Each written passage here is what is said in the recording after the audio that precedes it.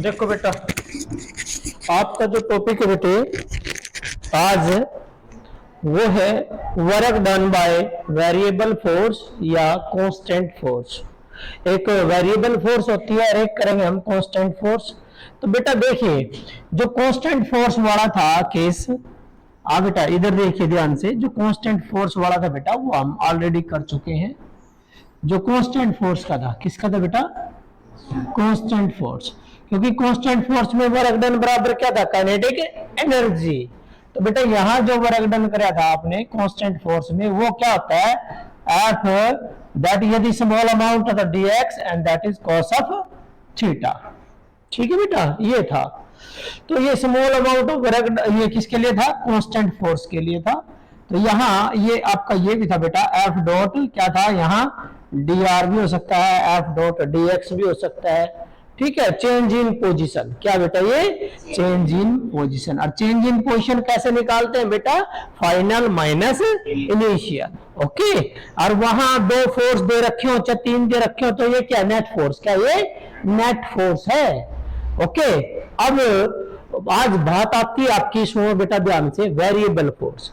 बेटा पहली बात तो वेरिएबल फोर्स कौन सा हो रहा है? वो फोर्स जो क्या होता है? चेंज होता रहता है, which is a function of distance या displacement, that force is a variable force। मतलब कि कौन सा फोर्स बेटा? ए फोर्स जो क्या करेगा? which variable according to, किसके अकॉर्डिंग? अकॉर्डिंग टू क्या बेटा?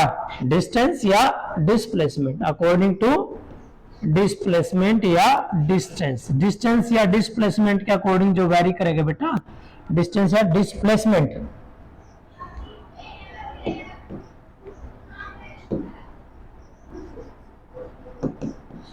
डिस्टेंस या displacement. A force which vary according to the displacement या डिस्टेंस, दैट इज कॉल्ड, उसको हम क्या बोलेंगे बेटा? That is called variable force. कौन सा बेटा? वो वेरिएबल फोर्स होगा। अब ध्यान से, वेरिएबल का मतलब जो फोर्स चेंज होता रहता है, वेरी होता रहता है, which is a function of. मान लीजिए इसमें आपने बेटा ये स्मॉल अमाउंट है, टोटल के लिए क्या करते हो आप? इंटीग्रेशन। मैंने आपको बता रखा है टोटल अमाउंट के लिए क्या करते हो आप? इंटीग्रेशन करते हो। तो यहां वेरिएबल फोर्स का क्या है बेटा? आपका ये मतलब है, देखिए ये अभी मैंने बोला कि जो फोर्स है किसका फंक्शन हो? डिस्टेंस या डिस्प्लेसमेंट का। ये ना, इसमें आप ये भी लिख सकते हो, जैसे ये बेटा ये फोर्स है, ये वाली एक्सिस क्या बेटा? फोर्स है, जिसको हम न्यूटन में ले रहे हैं, और ये वाली एक्सिस क्या बेटा? डिस्प्लेसमेंट। क्या बेटा?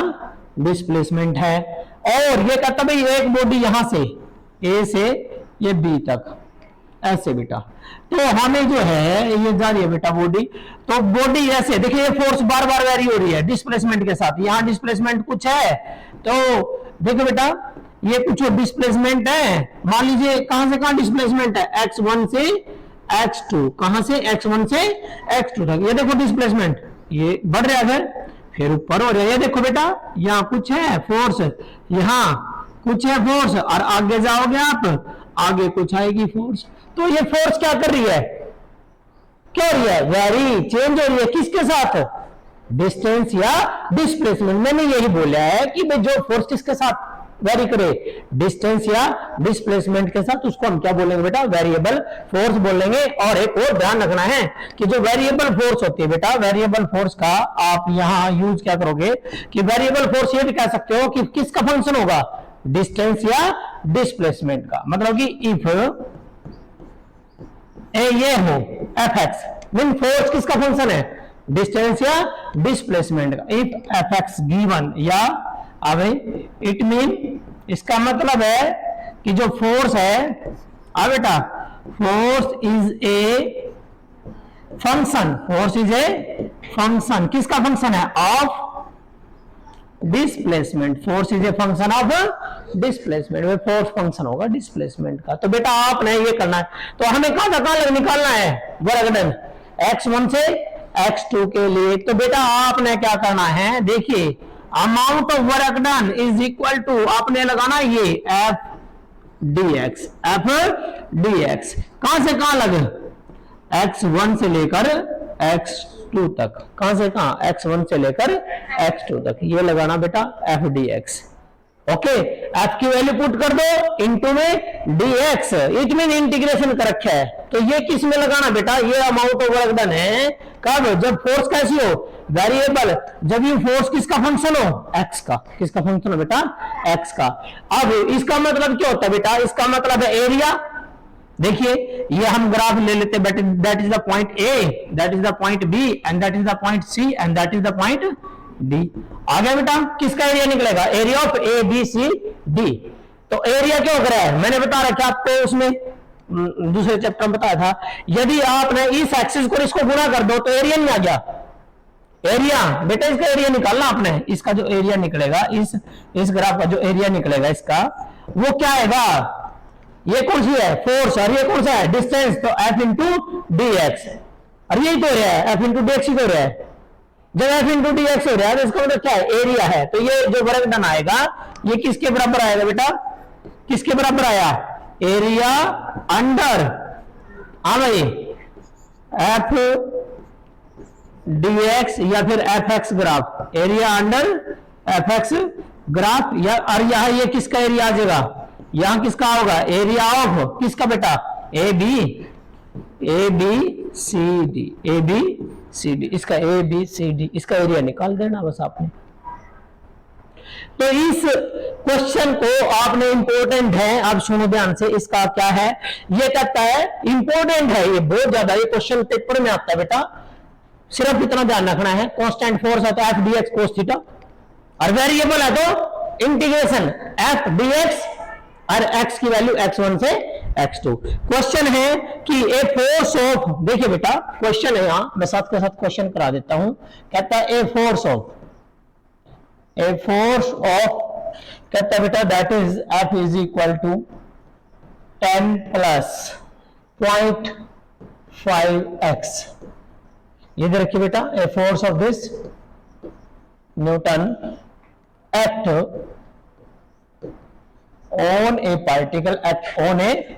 पार्टिकल, भाई ये जो फोर्स है बेटा, एक पार्टिकल के ऊपर एक्ट करिए, act on a particle in x axis में, तो find the amount of work done by this force from x 0 से 2 तक। वर्क डन निकालना आपने कहां से कहां, फ्रॉम x की वैल्यू 0 से लेकर कहां तक, x की वैल्यू 2 तक। अरे बेटा ये कौन सी फोर्स है, किसके साथ चेंज हो रही है, डिस्टेंस के साथ, तो कौन सी फोर्स है, वेरिएबल, और वेरिएबल फोर्स में मैंने तुम्हें फार्मूला बताया था कि जो वर्क डन है, क्या तो बेटा वर्क डन क्या होगा मेरे बेटे, वर्क डन होगा x1 से लेकर x2 और f इंटू डी एक्स। चलिए क्या बने बेटा, x1 की वैल्यू कितनी है, 0 से कहां लग, 2 तक, f की value 10 plus 0.5x into D x, क्या रकम है, दो रकम है, दोनों अलग अलग इंटीग्रेशन, तो करो बेटा दोनों अलग अलग इंटीग्रेशन, क्या आया 10 इंटू डी एक्स, 10 बाहर, और किसका इंटीग्रेशन, डी एक्स का 0 से 2 प्लस क्या कॉमन आ रहा है 0.5, किसका बेटा x इंटू डी एक्स का, कहां से कहां लग, 0 से 2 तक।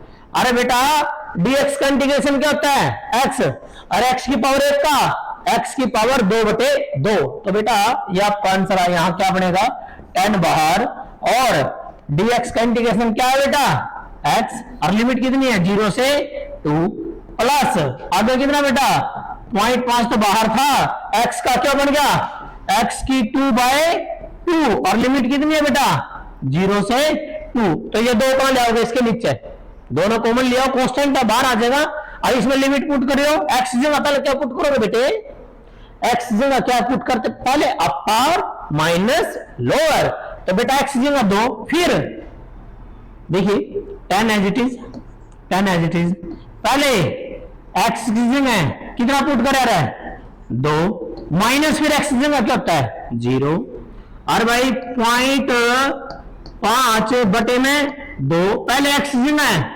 2 का स्क्वायर 4, माइनस 0 का स्क्वायर 0।